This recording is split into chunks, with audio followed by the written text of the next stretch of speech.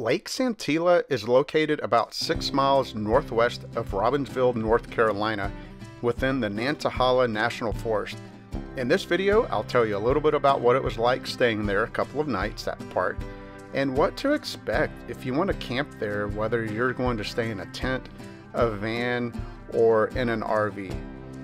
I picked this spot to stay on the way back from Portland, Maine to Texas, and I decided to drive through the Great Smoky Mountains National Park, since the park and this camp area were really only about 30 minutes or so apart.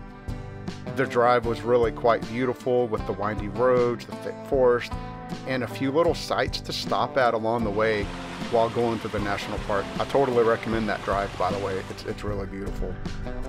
Lake Santeetlah is truly a hidden gem with a number of places to camp scattered around the lake, but two of those are Chatua Point Recreation Area, and the other, where I stayed, was on the northern shore right along Pine Ridge Road, directly off of 129.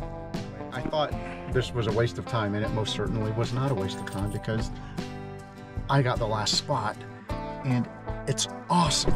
Check it out. My campsite, and apparently most of them, have a picnic table, a fire ring, and at least one level area for a tent. All of the sites accommodate a large van, and most of them could handle a small RV and trailers, except for site number 6, which that could handle maybe 2 vans, a couple of cars, because it's blocked off, so you really can't park anything really long right there. There are a total of only 6 campsites, and all of those were actually full, except for the one that I had when I went in late November. Oh, that's cold. That's doable though. On a warm day, that's totally doable. I don't know that I want to do this. I'm wet for cold water. Yeah, I'm probably not going to get in here. Though I didn't take advantage of this, you can rent pontoon boats, ski boats, kayaks, all at the Santeetlah Marina. I hear it's a really good place for fishing for bass, bluegill, crappie, and white trout, though I didn't do any fishing.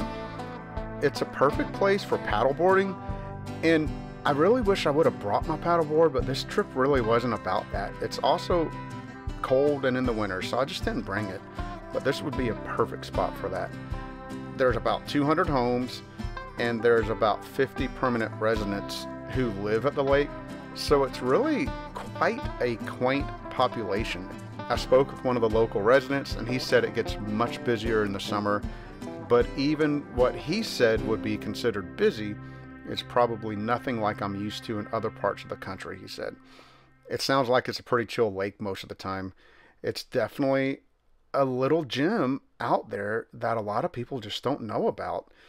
The first night that I was there, I got a weather warning for high winds, and I got all ready to ride it out, but nothing really happened except some winds of about 30 miles an hour.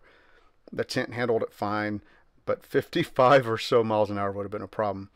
Most of the time that I was there, it rained, and the temps stayed in the 40s and 50s, which I personally love that kind of weather. It was perfect for working on the computer and doing some video edits. It really doesn't feel like work at all with being in an environment like that. After working on the videos and doing some things with the computer, I had some downtime to contemplate life, and then it was time to get back on the road.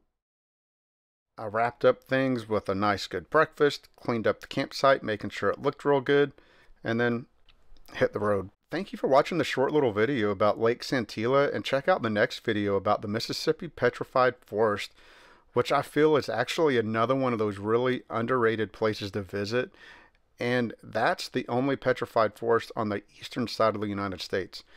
So look at that next. If you liked the video, please click the like button, subscribe if you want to be notified of when there's other videos like this that are posted, and thank you again for watching, and I really appreciate y'all's support.